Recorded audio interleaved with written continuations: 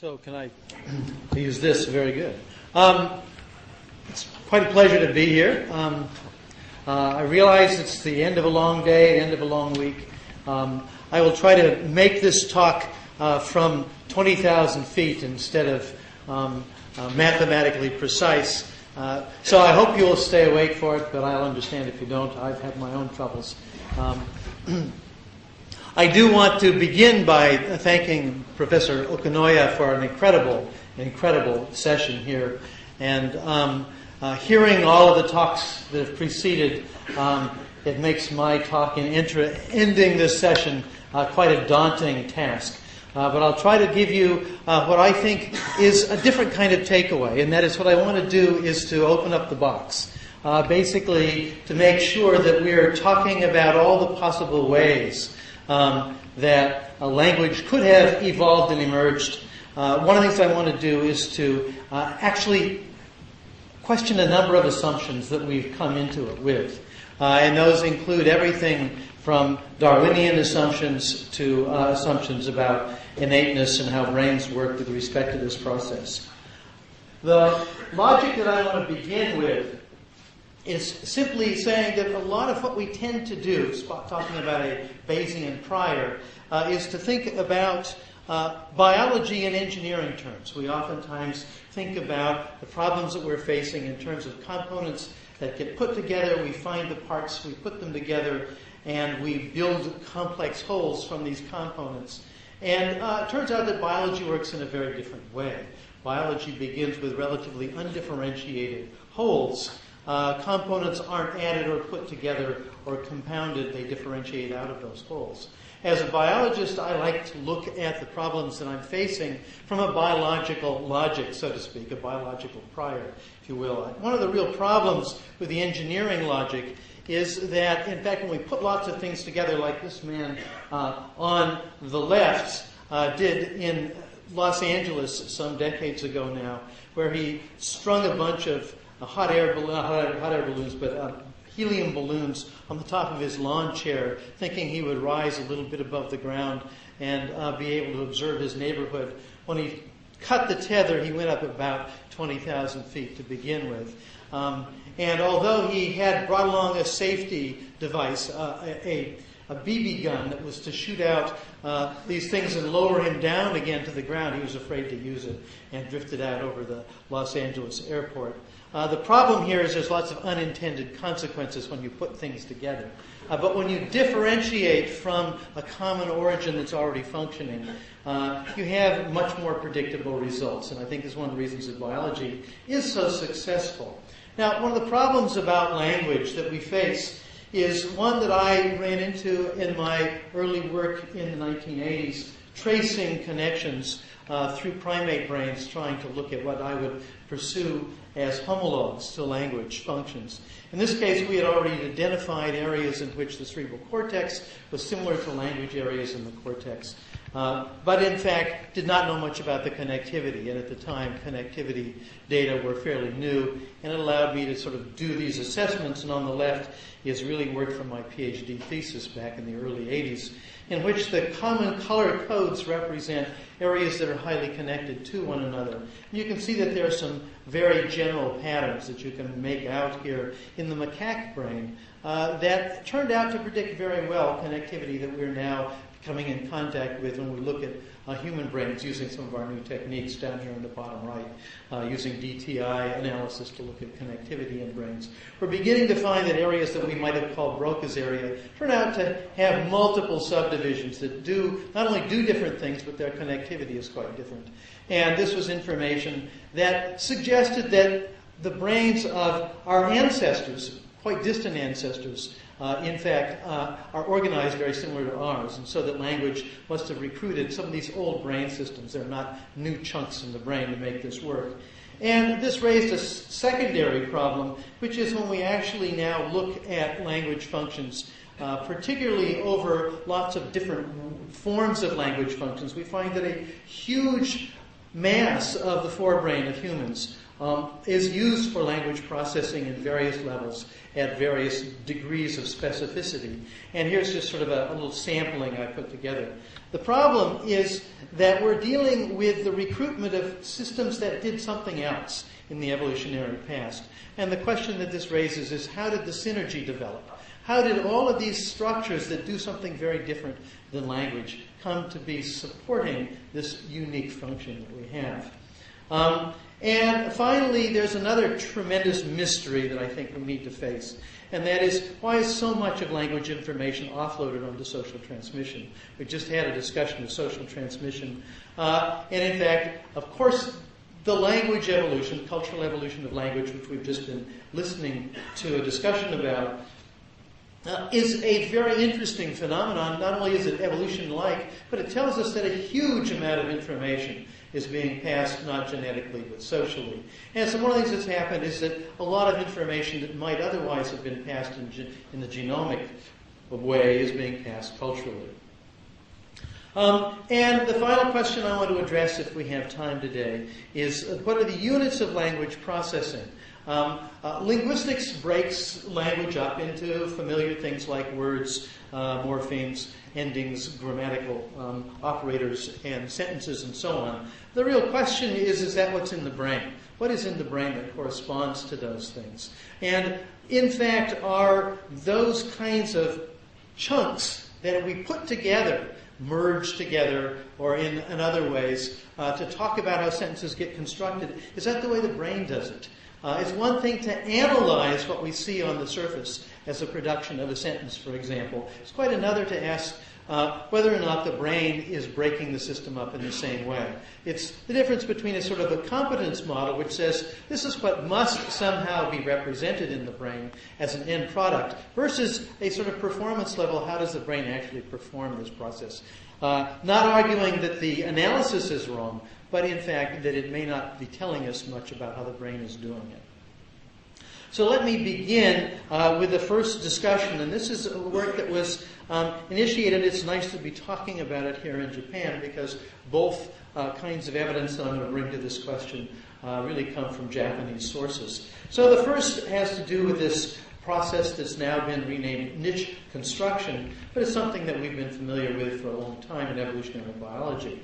And that is the ability of animals to alter their environment in such a way that is in one way more available for their use, better for their reproduction or their protection and so on. Beavers building dams are a classic example of niche construction, constructing the niche that they live in. But once beavers build dams, they are now evolving to a niche that they have reconstructed. And that means that their bodies are not just responding to a sort of random environment, but an environment that has a kind of loop of causality associated with it, having to do with what beavers have actually done. My analogy here is to language-like behavior, that once language-like behavior became critical to hominid life, it effectively became an artificial niche to which hominid brains had to adapt. And this is really the basis of the argument I made back in the mid-90s, suggesting that human brains have evolved not just to an environment and then suddenly became involved in language, but in fact were evolving with respect to language as a niche like the beaver dam in effect. So let me give some examples that are somewhat distant from language initially, but I think give a sense of some of the complexities of this problem in biology. And one of my favorites has to do with vitamin C, and one of the early ones that I had studied. Exactly how it is that we anthropoid primates, monkeys and apes, have come to be dependent on vitamin C. And what this little phylogeny suggests is that, in fact, it's only the anthropoid primates, not even the prosimians, with one exception, that need to eat vitamin C. The rest of these guys, in fact, most mammals, most animals in general, make their own ascorbic acid, make their own vitamin C by modifying glucose. But we primates, all of us anthropoid primates, monkeys and apes, need to eat it. And the question is really, what happened? Why do we need to do it and not other species? Well, it turns out, and this is why I say it's nice to be in Japan, that a study back in 1994 by some Japanese researchers studying rats and looking at the gene that produces the final enzyme that transforms glucose into ascorbic acid. Identified that gene in rats. It's got a complicated name I won't pronounce here. Sometimes called LGO or GULO, depending on how you acronym this word. And it turns out they used the rat probe to look in other species, initially in humans, but now it's been looked at in many other species of primates. And it turns out that we, in fact, have a pseudogene that corresponds to GULO. It just is full of noise and doesn't work. In fact, it doesn't work importantly because not only does it have stop codons hidden in it here, but there's a frame shift mutation which makes everything else nonsense beyond this point. This was acquired, we think, somewhere around 30 to 35 million years ago. It began to degrade. So our ancestors were able to synthesize vitamin C endogenously. We primates no longer can. And the simple scenario looks something like this. That the early primates prior to this time were mostly eating insects, foraging in the trees for those insects, and some gum, we think, as well, and a little bit of fruit, but not much. But as they became diurnal, that is, living and foraging in the daylight, somewhere around 30 to 35 million years ago, they began to eat increasing amounts of fruit in their diet. And ascorbic acid is produced in fruit in order to preserve it against oxidative damage so that birds will be able to pick it out, grab the fruit, fly off, and drop the seeds somewhere later on. But you want to preserve this until just the right moment. So there's lots of vitamin C. But once you eat this regularly in the diet, there's an interesting effect that I often like to call a masking effect.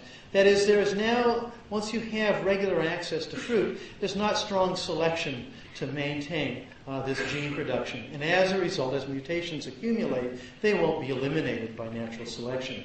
Over time, as this persists over long periods of time, the gene will eventually degrade, and that's what we think has happened to this gene in this train that produces vitamin C. The problem is that when this is completely degraded, now you're completely dependent upon fruit. You cannot maintain yourself without this in your diet. The result is that now there's a secondary process. And that secondary process is that any other adaptation that you have, any other phenotypic effect that you have that guarantees the presence of fruit on a semi-regular basis will now come under selection to maintain it. You're effectively addicted to this food source. And that means selection has now moved off of the selection for the antioxidant effects of producing ascorbic acid, have been shifted onto any features of your body that will maintain this now external source. It is effectively part of the niche out there that needs to be part of your body almost.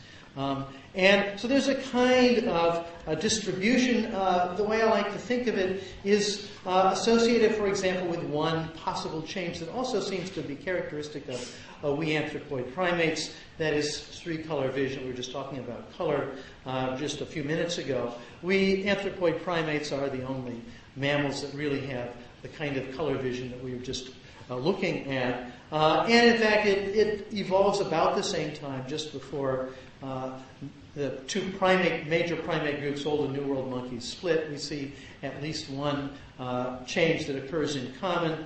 They all are the result of gene duplication, in effect. Gene duplication is another example of this kind of effect of which one gene can begin to mask selection on other genes simply by virtue of its duplication. We find that the second mutations that both in Old and New World monkeys happened after the split. I've tried to simulate this, and a simulation is presented down here. Rather than go into this since I'm running a little slow, I just want to talk about what the implications of this are. Basically, developmental resources, physiological resources, or even information is provided predictably by the environment will tend to shield corresponding sources of genetic information from the purifying effects of natural selection. This means that you'll get degradation, but the degradation that follows will shift selection to any behavioral influences or other physiological influences. There's lots of interesting physiological effects because of our need for dietary vitamin C that also follow. But these will be much more diverse than the original thing that was masked by this kind of effect. My hypothesis with respect to language, drawing an analogy here, is that the symbolic niche that we've constructed, the cultural niche, and as well as a tool-making niche, effectively relax selection on a variety of innate communicative and social processes, as well as cognitive processes. And as a result, it shifted selection to features that favor the successful social transmission. In other words, what needs to be out there is if you've become dependent upon something that has been offloaded, so to speak, you now need to have a different set of adaptations to maintain that new niche, in this case an artificial niche. So in effect, it's a shift, in one sense, away from innateness out to a sort of a learning strategy. The second example I want to give comes from Kazuo Okanoya's lab, and been studying for many, many years. And when he first presented this to me, it jumped right out as another kind of example of a possible case in point. And I'm happy to find that in most cases the prediction I made has come true. We still don't know for sure.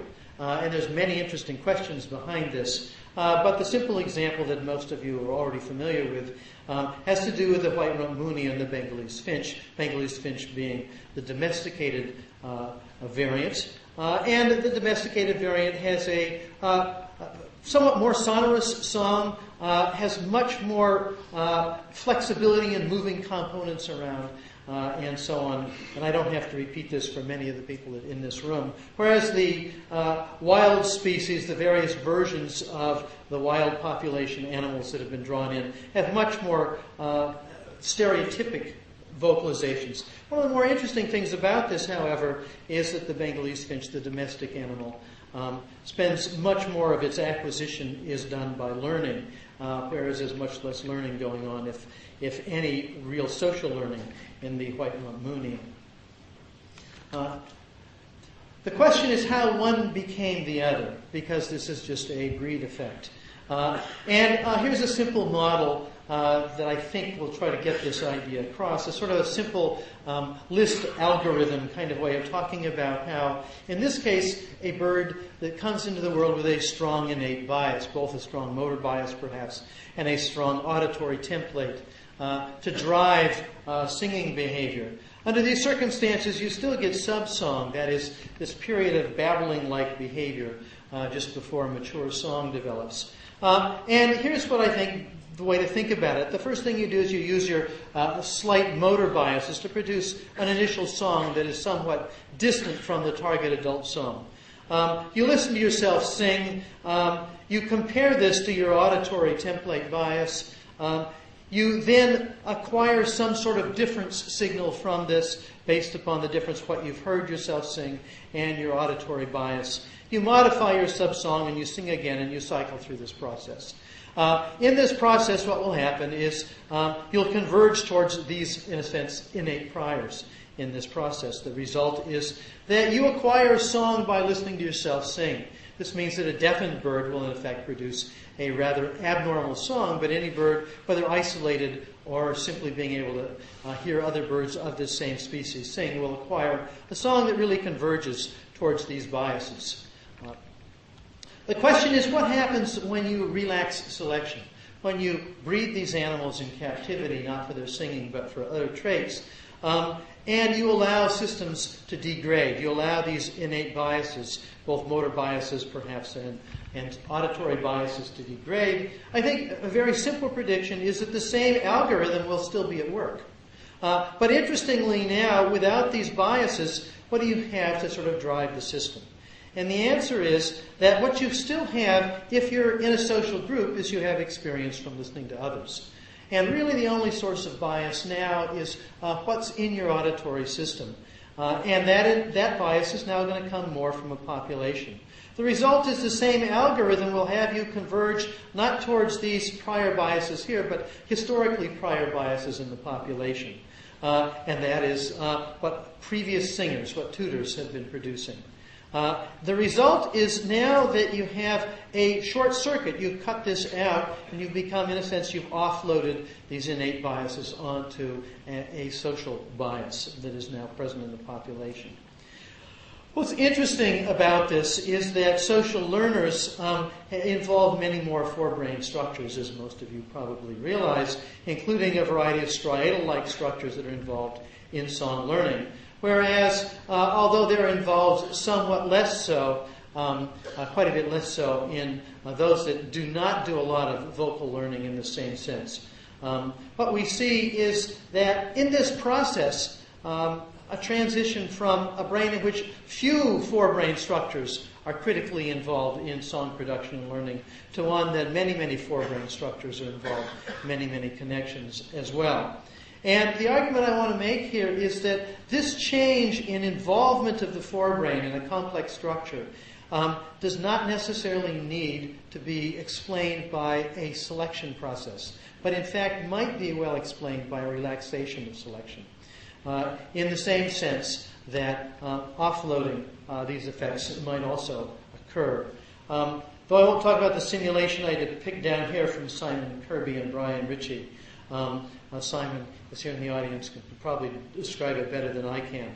The basic argument, I think, can be depicted this way. That is, if you begin to decrease, if the selection is maintaining, for example, sexual selection or maybe natural selection in a population of many diverse singers, many different bird species, maintains a strong auditory template or motor template bias. In the ancestral species, once you relax this selection, it allows this bias to decline, and as a result, biases that can come from other sources can now become more influential in this process. And the result is some of those biases are outside your body. They're offloaded, so to speak. The biases that were innate have become social, so to speak. The result is, over time, what's transmitted genetically will effectively become much more susceptible to epigenetic influences and learning influences. And effectively, this is that offloading process. Now, I show this because I think that the analogy is interesting, not exact by a long shot, but interesting to talk about human beings and why we've offloaded so much of our linguistic behavior onto social transmission. And if you think about it, there are a variety of analogs in language that look a little bit like this. That is, we've reduced the arousal coupling of our vocal behavior as a result. Shortly after birth in the first year of life, we begin to produce sounds that are relatively unconstrained in what sound follows what sound. That is, we've deconstrained that system significantly. The phonological biases between sound units that we produce in babbling, for example, but also across languages, have become much flatter in terms of their probabilities of transition from one sound to another.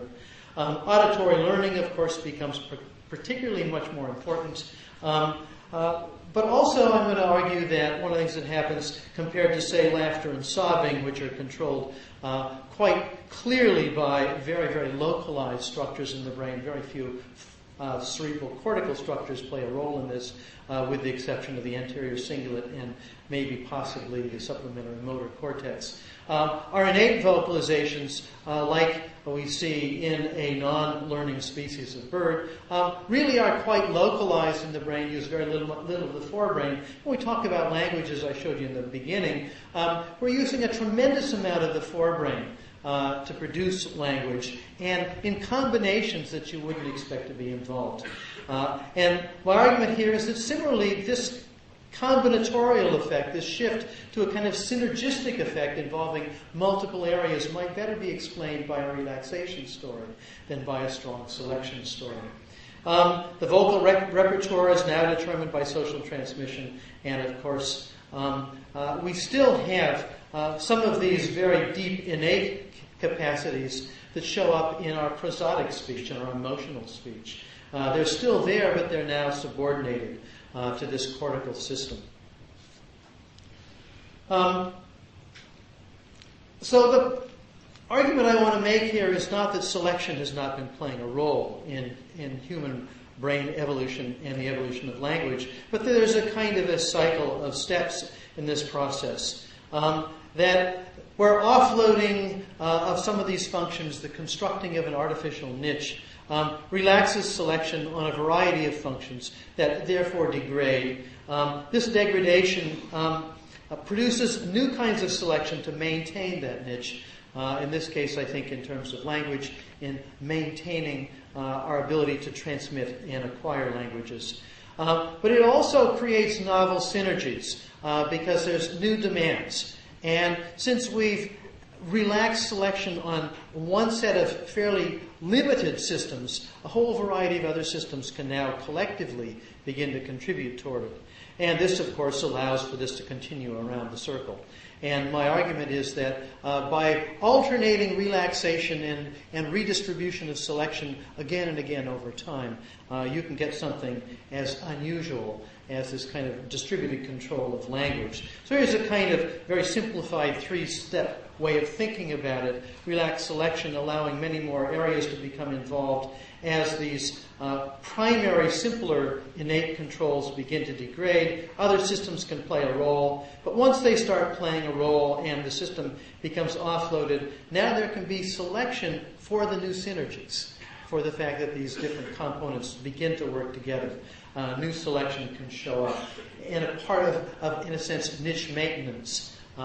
As you've already redistributed a lot of these functions, they can now begin to work together. The enlargement of the brain, I think, plays an additional role in this process because what it allows, of course, is for multiple roles to be played by the same structures. So the same structures can begin to play gestural functions, potentially linguistic functions, and so on. I have, however, argued that there have been, and this comes from my work in the 1980s and 90s, that there have been major changes in the brain, and one of the hypotheses I want to draw from this is that these quantitative changes are maybe the most important. We often try and think about the changes involved in language as being somehow much more specialized. I actually am of the view that language, or something like language, has been around a long time, and that the major quantitative changes in brain structure are really the result of adaptation to this kind of niche maintenance, to acquiring and transmitting language. And so I think we need to begin to look at the large-scale changes in the human brain in terms of how they might play a role in language. So, for example, I think of the expansion of prefrontal cortex as being particularly important for the combinatorial problems that language poses. I also think of it as critically important for something that was talked about earlier by Dr. Matsuzawa about the dealing with the problem of what we call stimulus equivalence, the ability to see multiple redistributions of what you might call inferences from prior learning to multiple other options. Prefrontal cortex is crucial for stimulus equivalence learning as well as for combinatorial analysis. We see it particularly expanded. One of the other things that I think is quite interesting is that in my early work, one of the things we were trying to find out is how the brainstem nucleus that controls the larynx is innervated by the forebrain. And in so doing, we were doing tracer studies in a variety of species. In none of the species we looked at, and we did not look at any apes, but only monkeys and other mammals, we did not find any direct projections from cerebral cortex, motor cortex, to the nucleus ambiguus, it's called, that innervates the larynx. However, most studies in humans have begun to suggest that this is the case. We still don't have direct evidence in humans, but now lots of indirect evidence that we have alone among the mammals, a direct cortical projection down to the nucleus ambiguus. One of the things that we found in our early studies was that in immature animals, there are cortical projections that make it there, but they get clipped out. They get out-competed by other systems. Enlarging the forebrain may well allow the cortex to begin to project onto this system. Again, I think of this shift onto a vocal system that is relatively rare in mammals. It's done so differently in other mammals that learn their vocalizations, like some of the whales, for example, done so by a very different system, not by a nucleus ambiguous system. This is, I think, a uniquely human projection. that makes language possible, speech possible, I should say. What this suggests, however, is something very, very interesting. And what it suggests is that this is an adaptation, specifically with respect to this linguistic capacity, and that the driving up of the size of the forebrain may well have played a role in this. So now I want to move on to a second piece that suggests another way of thinking about language processing that's different from sort of the linguistic model that we have. It again does not argue that the linguistic analysis is wrong. It simply says that we may have to think about how the brain is doing it differently than how we do so when we analyze it on paper, so to speak. And this came from some work that I was doing, also tracing connections in the forebrain of monkeys and other species, looking at cortical connections, that is, connections from one area of cortex to another. And what became clear before my work, but also along with some of the work that I was doing, is that there's an interesting asymmetry, and this may seem trivial at first, but I hope I can show you why it might be interesting. And that is, if we talk about what we call a primary and secondary area in cortex, you might say this is primary visual cortex, area 17. This might be area 18, a belt cortex around the primary visual cortex. Projections from the thalamus reach both of these areas. They're identified here in green. And what we find is that those projections always end up typically in a little column-like fashion in layers 4 and the lower parts of layer 3, making these nice, neat columns. What we see is that when we look at connections between cortical areas, though, they have an interesting asymmetry. The asymmetry is that the primary area projects the secondary area into a column like this, into layer 3 and 4, similar to the way the thalamus projects.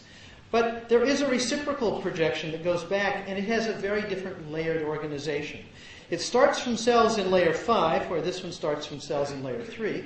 And these cells in layer 5 project to the most superficial layers and the most deep layers. And they don't form columns, they form kind of sheets. So it's a very different kind of projection pattern. It was very interesting to me why this should be the case. Why should there be this asymmetry? Well, it turns out to be more interesting than this. In fact, the layers, I won't go through this in any detail, but the layers are also broken up in terms of which areas of thalamus project into these layers. There are areas from limbic thalamic nuclei that project to the top layer, and those from interlaminar nuclei of the thalamus project to the bottom layer. They also project in sheets. Whenever you see a projection to the top and the bottom, they're in these kind of sheet patterns, whereas those that project into the middle from the thalamus project in columns. And there's an interesting asymmetry I've depicted here, layer 3 projecting backwards in this direction. This is from, say, a more primary to a more secondary, and this is from a secondary to a more primary. We get a different kind of projection. It's a complicated relationship. What's interesting is that it's distributed across what I would call a limbic to peripheral gradient, in which if you're at the periphery, the more specialized for the periphery, these areas have a projection pattern that look this way. If you're looking at projections that come from areas closer to the limbic structures of the forebrain, they project back in this kind of a pattern. But what's interesting is that this is the case across areas in the cerebral cortex. And this is what I found most surprising. Particularly surprising is this, that it didn't depend on whether I was looking at sensory systems or motor systems. And that is, they look from, irrespective of whether you know whether they're sensory and motor, the cortical projections have the same kind of logic. And it's a peripherally specialized to limbic, or you might say centrally specialized to represent body needs and so on and so forth, and motivation and arousal. This is the case whether it's the motor system or the sensory system. And so the way I like to think about this is that we need to stop thinking about these areas as working sort of as little black boxes with arrows that are sending functions one to another. And in fact, look at it in a quite different way, and I like to think about it in these terms. That this is a kind of morphogenic way of generating information. That is, you're starting with what might be very generalized arousal processes, and in steps transmitting that arousal information to these areas that are more specially identified with the periphery, say the primary visual cortex. But the same is also happening in the motor system. You're generating what starts out to be sort of generalized arousal information, and it becomes, in effect, more differentiated as it moves towards the primary motor areas. But similarly, your expectation about a sensory perception becomes more differentiated as you move from generalized arousal to highly specialized areas. And I want to talk about this sort of gradient of effects a little bit with respect to language as well. So the first thing I want to point out is that it raises a very interesting question in terms of the way the cortex generally processes information. And that is that the sensory system, from a cortical way of thinking about it, is processing information like the motor system. And the motor system is doing something like the sensory system. And it forces you to ask the question, in what way is the motor system like a sensory system and a sensory system like a motor system? And so here's this sort of general logic. And I came up with these names in the early 90s, and nobody liked these names, and they're not remembered. And I think it's mostly because they're hard to say separately without getting confused. Centripetal and centrifugal, those of you who've had basic physics courses know that these are talking about the forces that hold swinging. If you swing a rock around or your yo-yo around your head, the centripetal forces hold it in, the centrifugal forces are pulling it out.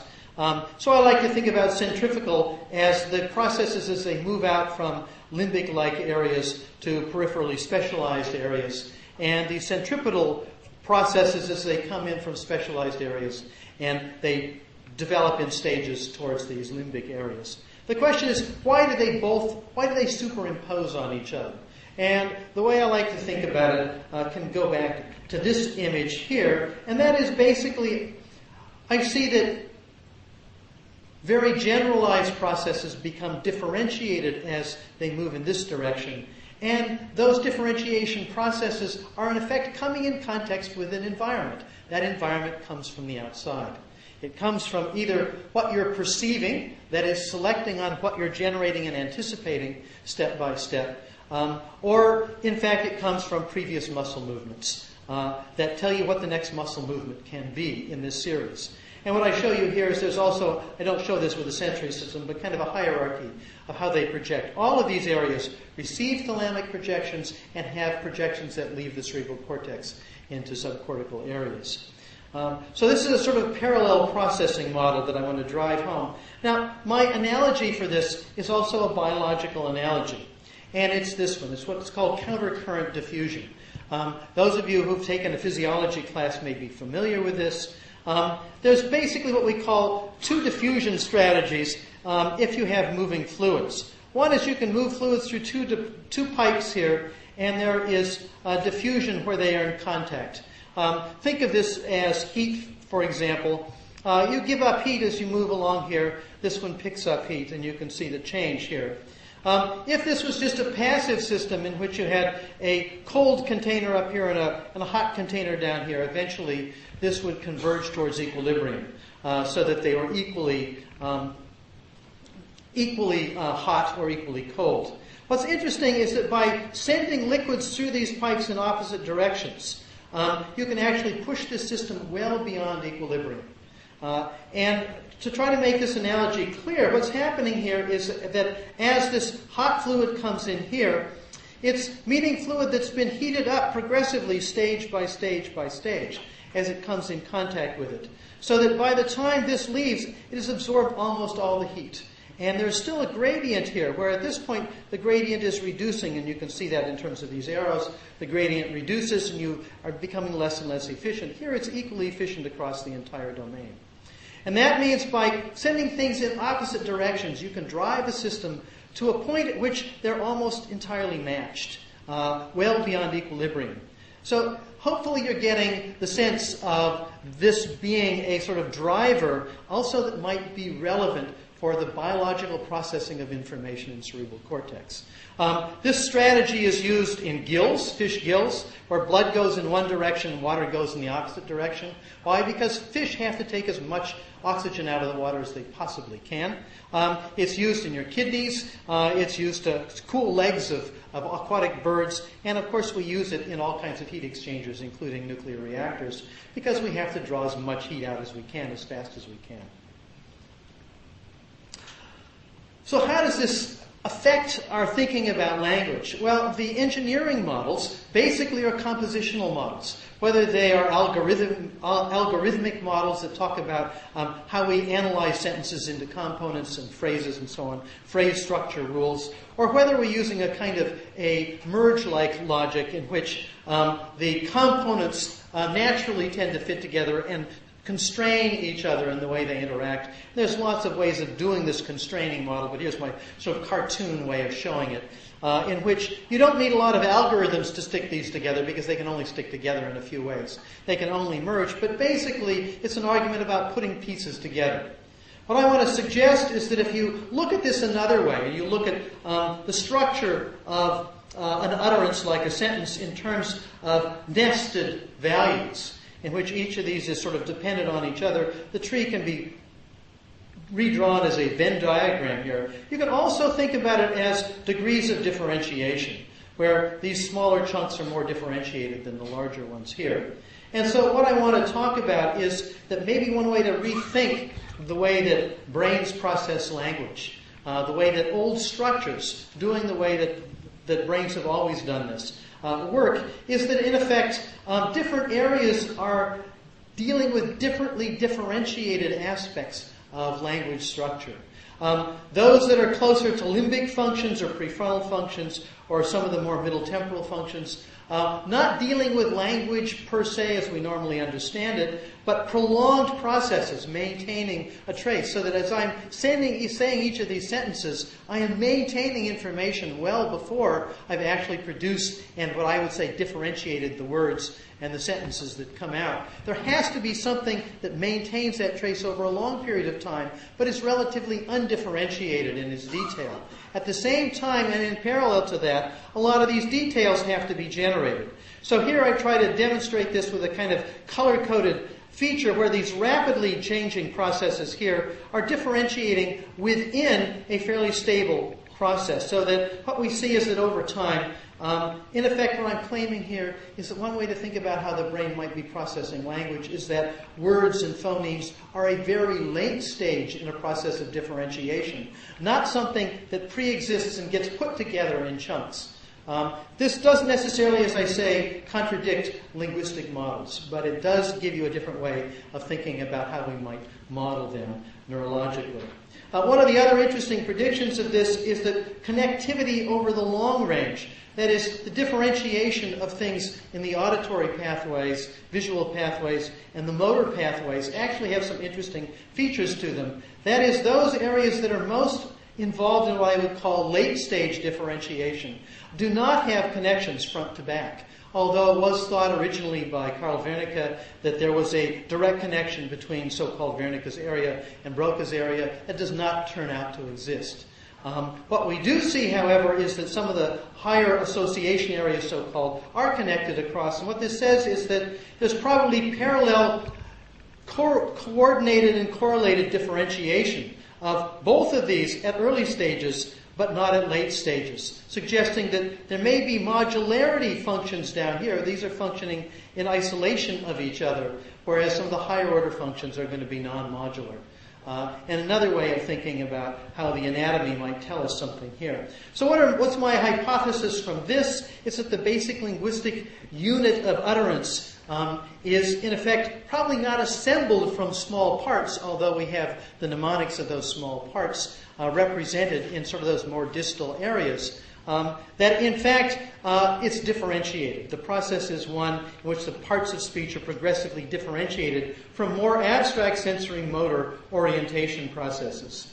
And that these are temporally nested. That is, some things are maintained for a long period of time throughout our speech process, and others are differentiating out in this way I just described. Well, let me end with some really far-flung ideas. And this has to do with what I call semiotic constraints. And one of the assumptions is that the regularities in language ultimately have to be somehow evolved. That is, the features are so diverse, the possibilities are so many, that there really needs to be a process that really winnows these down, whether it's evolution or some kind of sudden event in our previous evolution that created a template that language just has to fall into. I think about it thinking in terms of converging constraints. We can begin to compound all the various kinds of constraints that might, in fact, make this domain in which language has to be learned, that is what you might call realizable languages, or evolvable languages, might be a fairly small domain. It's contained within a whole variety of subdomains having to do with, for example, what we have to do to automate language, what has to be the case in order to do it without thinking for the most part, how discourse constraints may sort of limit what you can do and bias how it will be developed. Computational consistency, that is, regularities that have to show up to make it more automatable, and so on. I want to talk about just one of these, what I call semiotic constraints, because I think they've been least attended to in the literature, certainly in linguistics.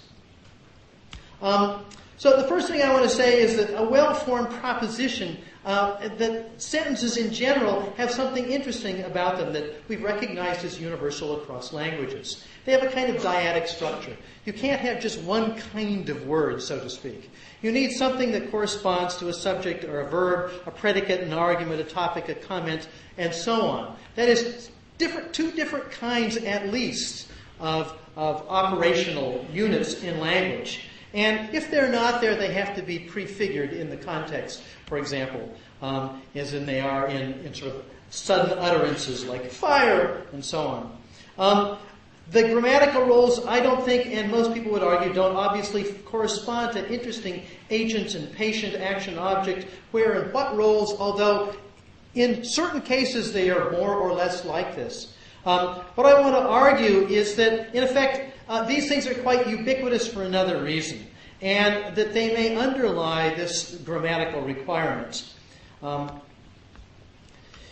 My comparison, my analogy is to prime numbers in mathematics. Prime numbers are discovered. Once you develop subtraction and then you figure out that you can iterate subtraction, there are going to be exceptions to the problem of iterative subtraction, and those are the prime numbers. No matter whether we discover it on Earth or somebody discovers it on some planet elsewhere in the galaxy, they will discover prime numbers. My argument here is that linguistically this dyadic structure may have to do with what I call the constraints on indexicality. We heard a lot about indexicality demonstratives and deixis this morning, and I want to just play on this a little by talking about different kinds of indices, in part because indexicality is really the rule in most animal communication. Symptoms, calls, do-flaps here, and so on. Pointing, obviously, a highly specialized variant of it that shows up in human beings. But samples are also indices in this sense. What I want to argue is that, in fact, the constraints on indexicality tell us some interesting things about syntax and grammar. And I'm just going to pick one of these features. And I'm going to argue that immediacy is crucial. To index something, it has to be in a part-whole kind of relationship, an immediacy, temporal immediacy, expectation immediacy, or physical immediacy, like pointing to something physically or pointing to something at a distance. What I want to say in language, we have similar constraints, and I think they're inherited by our grammars. Let me just skip past this piece here and just talk about the problem of symbolic reference. Words don't refer to things. Names refer to things. Words refer, basically, as we all know, to some point, however you want to conceive of it, in a what you might call a lexical network, a network of meanings or references or concepts, so to speak. As a result, they don't actually refer to things in the world unless they're names. And this has given rise to this notion that arbitrary reference is the basis of language. What happens, however, is that we can take these abstract relationships that point to a position in an abstract network and link them to things in the world by virtue of indices. And I want to say we do this quite simply. One of the ways I can do it is I can point to this being hard. Hard by itself doesn't accomplish anything, but if I do this or point and say hard, the combination of that symbol, which refers to an abstract position, so to speak, and the index coexisting together in time now allows me to refer to something with this abstraction. We do so also with demonstratives and terms like that and this and so on. What I want to say is that these two components are what occurs in language that requires these two components, what I would call the dyadic components. And so let me just quickly say that once you pull this apart, you lose symbolic reference. So I'm going to skip this guy if I can get past it. There are all kinds of linguistic examples that I want to talk about. This wasn't supposed to happen this way, sorry. What I want to argue here to close is that one of the constraints that might drive grammars in this way is that if you lose the connection between an index and its symbolic component, you lose the referential capacity. That is, if you lose referential capacity, then one of the things that's going to happen is you're simply not going to know what's being talked about. This means you're not going to be able to communicate it, or you're not going to be able to understand it. My argument here is that this minimal dyadic feature that corresponds to effectively all languages may be the result of this simple process. So let me just end with this, that my argument here is that it may give us a different way to think about language acquisition. If there are more semiotic constraints like this, and I think there are, in fact, it means that acquiring knowledge of these grammatical constraints is not like learning rules, nor is it like mapping to an innate model. Young children are going to make good guesses for referential reasons. And not only that, they'll be able to tap their knowledge of reference already. Children begin well before language understanding indexicality, and we have a huge evolutionary background in understanding indexicality. We have predispositions to point and understand that we've heard about today as well, that make it so that this is a strong predisposition for humans. And what I want to say is that ultimately this radically reduces the domain of what I would call referentially useful grammars. That is, the domain is quite small, and children will discover these rules. They won't induce them. They'll discover them by virtue not of knowing rules and exceptions, but of failure of reference. And so let me just end, since I'm now way over time. I was afraid that it would happen.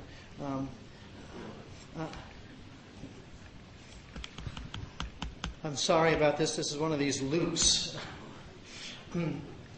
So basically what I'm saying is that we need to begin to open our mind to all of the possible sources of language regularity. We need to rethink the way language is processed. And to understand language evolution, all of these are important. Multiple levels interacting together, producing a very complex, nonlinear kind of relationship that I think we have a lot to learn about. And I'm so impressed by how much we've done so far. Thank you very much.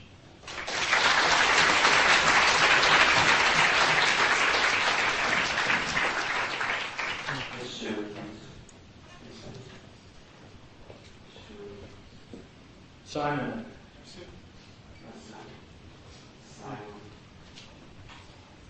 Thanks very much for this tour de force, Terry. I was just wondering, you mentioned the Bengali switch, and I guess we could also look at dogs as Yes.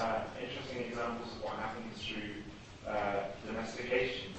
And I'm wondering if you can, if one way of looking at what you're talking about is that, well, if there's a similar kind of thing happening in humans, a kind of self-domestication, that this might cause some kind of runaway effect, because the kind of behaviors that might be promoted by that relaxation and selection are exactly the kind of behaviors like language and so on, and social scaffolding that may accelerate a self-domesticating effect. So we might actually be in a process even now of running away with self-domestication. Does that seem agree entirely. I think that, in fact, studying domesticated animals will tell us a lot about ourselves. We're already beginning to understand that our genome looks like a domesticated genome with lots of pseudogenes and so on showing up compared to chimpanzees. I like to think of us as a genetically degraded chimpanzee in that respect. But what that means is we've offloaded a great deal. But that also explains a lot of the variability we find in human societies, not just language, but even the control of reproduction, which is one of those areas in evolution that's generally the most tightly controlled. We've offloaded a lot of that to cultural processes, and which we can find marital practices and child-rearing practices of incredible variety in human societies. I think that the variability of human societies actually attests to this kind of self-domestication that's gone on. I think one of the other things that happens with this is that a de-differentiated organism, that is, has lost some genetic differentiation, will look a lot more like a younger animal. It's what I call pseudo-neoteny. That is, once you lose differentiation, you look like an animal that's not differentiated as much. And in fact, one of the things that's been characteristically commented about our own species is that we look very much like a neotenous ape.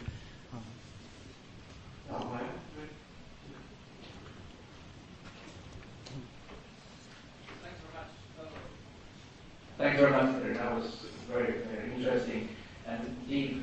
So, you were mentioning constraints on indexicality. So, I'd like to hear your thoughts about what do you think is going on the side of the incredible flexibility of use of articulators that we seem to have. We can point with pens and lasers. Actually, you were doing an amazing job pointing with a mouse. I think the first speaker probably realizing that you can't actually point on this body screen, so therefore you come up with something opportunistically, very, So we seem to be incredibly flexible in terms of what parts of the body we use, which would, in terms of motor action and cortical control and so on, would differ tremendously depending on what you're using. Now, on the side of the referent, we seem to be also incredibly flexible to ascribe meaning to what we're referring to. So we could say here, and the here could have all kinds of scales. The same thing applies for now, could be now in different time scales and so on. This millisecond, this day, this year, this millennium, and so on. So what are your thoughts in terms of the constraining indexicality, but playing at the same time with this incredible amount of degrees of freedom that we have at our disposal, that we seem to manage in a milliseconds. So what are your thoughts there? Thank you. Well, let me start with the neurology. I do think that a lot of our capacity has to do with our enormously overdeveloped, what I would say, prefrontal cortex. Prefrontal cortex, as I mentioned before, plays a significant role in combinatorial analysis and in suppression processes as well. It does also play a crucial role, I think, in orienting.